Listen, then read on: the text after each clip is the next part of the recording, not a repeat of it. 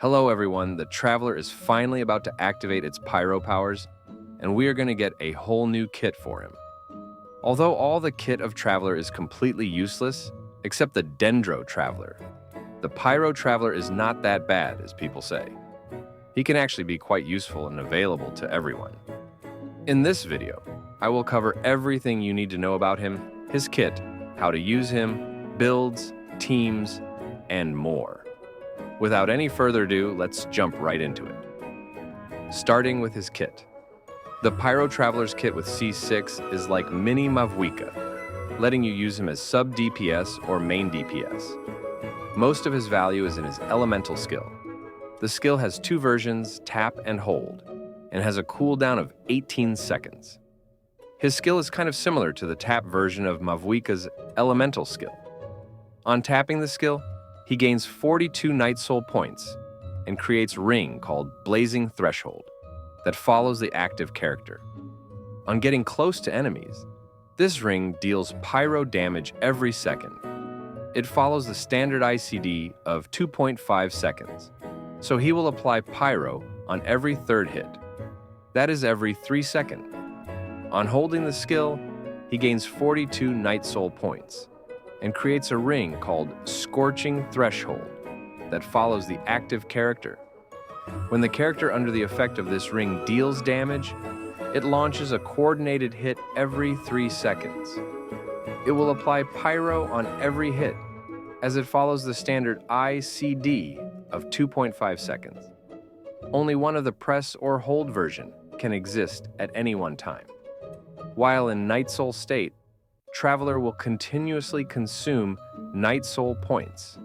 The skill state lasts for a maximum of 12 seconds or ends after the Traveler runs out of Night Soul points. The tap version deals less damage and needs you to be closer to the enemy, but it deals more hits. The hold skill deals more damage and can hit enemies from afar. It requires you to hit the enemy first. The hold version is better for damage and range, but the tap version can also be better depending on the situation, like in Burgeon teams, where the 3 seconds pyro application doesn't apply, as each bloom core is a separate entity, or in teams where you need pyro before hitting the enemy. The elemental burst is quite straightforward. It deals some nice damage and restores 7 Night Soul points every second for 4 seconds. That is a total of 28 points, which lets you extend the skill duration. It has an energy cost of 70. The first Ascension passive increases the AoE of the hits from both the versions of his elemental skill. In this fourth Ascension passive, after the active character under his skill effect triggers any pyro-related reaction, that is, burning, vaporize, melt, overloaded, burgeon, a pyro swirl, or a pyro crystallize reaction, the Traveler will regain 5 energy. This can occur once every 12 seconds. Additionally, when a nearby party member triggers a Night Soul burst, the Traveler will regain 4 energy. Moving on to his Constellations. Usually I cover this at the end, but since his Constellations are free, and the 6th Constellation unlocks a different playstyle, I thought I should explain them before going over his builds. The first Constellation is a small buff. While any version of the Traveler's skill is active, the current active character deals 6% increased damage. If the active character is in the Night Soul's Blessing state, they will deal an additional 9% damage. So 6% more damage for every character, and 15% for Natlan character. This is not that big of an upgrade, but it is free. The second Constellation helps to get Night Soul points for Traveler. Within 12 seconds of using his elemental skill, after nearby party members trigger any pyro-related reaction, the Traveler will regain 14 Night Soul points, up to a maximum of 28. This may not seem much, but it helps to increase the skill duration. And if you are using him with Mavwika, more Night Soul points equals to more fighting spirit generated for her. The third and fifth Constellations are just talent levels for skill and burst. The fourth Constellation gives the Traveler 20% pyro damage bonus for 9 seconds after using his burst. The last Constellation makes him viable as a main DPS. While in the Night Soul's Blessing state, the Traveler's normal, charged, and plunging attacks will be converted to pyro damage that cannot be overridden, and the crit damage of these attacks is increased by 40%. This doesn't make him as good as the other main carries, but it's still usable, and anyone can be good as long as they are built. Pyro Traveler can be used as sub DPS or main DPS. For his talent priority, it depends on how you wish to play him. For main DPS, prioritize his normal attacks followed by skill and burst. For sub DPS, you can level his skill, then burst. But since his damage is not that high, you can just ignore his damage and build him as a pyro applier. For sub DPS playstyle, just use his E and Q, then swap out.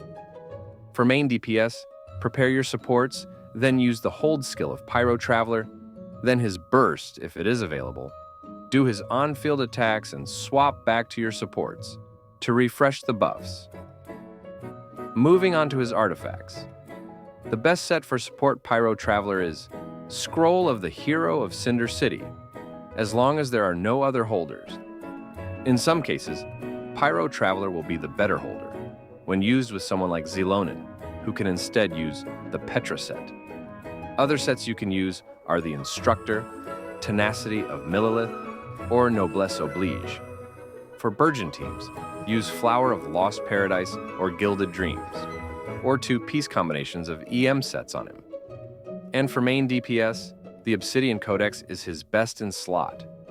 Other options include 4-piece Crimson Witch, or 4-piece Gilded Dreams for Vaporize or Melt teams, or 2-piece set combinations of Attack, Prio Damage, and EM.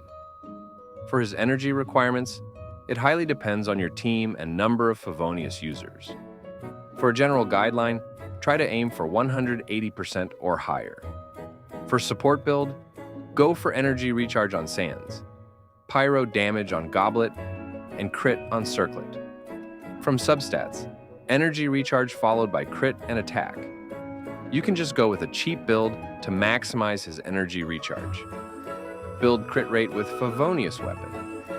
For Burgeon teams, you can go with full EM build. On Sands, you can use energy recharge. And for main DPS, go with a typical DPS build. And for energy recharge, since it's quite high, you can just focus on building offensive stats and use burst when it's available. Moving on to his weapons. For a support build, the best 5-star support weapons are Freedom Sworn, Key of Kajni Suit, and Peak Control Song. All 3 of them serve different purposes. Freedom Sworn is good in teams with a character that uses normal, charged, and plunge attacks, and for boosting teams' attack. Key of Kajna Suit is useful only in reaction-based teams, and build HP on him to maximize the buff. And Peak Patrol Song is good for boosting elemental damage, not useful in teams like Burgeon, where you only rely on Burgeon damage. Build defense on him to maximize its buffs. Favonius Sword and Zephos Moonlight are good all-rounder helping with team's energy. EM-based weapons can be good to increase Traveler's reaction damage, like Burgeon. You can also use energy weapons to meet this energy requirements. Sacrificial Sword is very good, as it can help you get maximum Night Soul points by resetting his skill cooldown, and you can skip his burst, shortening your rotation. And for DPS build, he can be built like a standard DPS, with weapons that have crit, attack, or even EM in teams to increase his reaction damage. Some examples are Mist Splitter, Harangapaku, Jade Cutter, Foliar Incision, the Black Sword, Finale of the Deep, Calamity of Eshu, as long as he is shielded, Tukabu Shiger, and many more. Moving on to his team comps. Pyro Traveler's Pyro application is not the best, but it can be usable in some teams along with his inbuilt buffs and the Cinder City set. The first one that comes to mind is Kinich burning teams. Kinich doesn't have a Pyro character that can use the Cinder City set, but Pyro Traveler can fulfill that role. Although Mavuika is a better option, Traveler can do the job. He still performs worse than Xiangling, but his hold version can let you trigger burn from afar and solve the problem with Xiangling, where her Pyronado won't hit if you are far away from the enemy. He performs better than Toma. He can also be used with Mavuika, mostly as a replacement for Bennett in the flex slot if you need him in other teams, or want to break free from circle impact. The Pyro Traveler can generate Fighting Spirit for Mavuika and give some buffs, although worse than Bennett. You can use the Sacrificial Sword to shorten his rotation. You can use him in Chevreau's overload teams as the Pyro slot instead of Bennett. He can provide his C1 buff and use the Cinder City set. And lastly, he is very good in Bloom teams. As I mentioned earlier, the 3-second Pyro application doesn't apply for Bloom cores. It can trigger Burgeon every second, making him a great choice in Burgeon teams, replacing Toma. Although Toma has shield and a longer Pyro application of 15 seconds, while Traveler only has 12 seconds, he is a decent alternative if you don't want to worry about energy recharge. And for main DPS, you can use any standard DPS team of a Pyro carry. For example, a Vape team with Furina, Yellen, or Shinkyu, Melt team with Sitlali, or Overload team with Chevreuse. And lastly, some final thoughts about the Pyro Traveler. When compared to his other alternatives, his performance is not that great in meta, but he is a decent unit that can fit into any slot due to his ability to hold the Cinder City set and Pyro application that can be useful in some teams. He is mostly a cheaper alternative, but as a free unit, he is quite good, especially when compared to his other elemental versions. Let me know in the comments what you think about him. And that's all for this video. Don't forget to like and share the video and subscribe for more Genshin Impact content. Thanks for watching.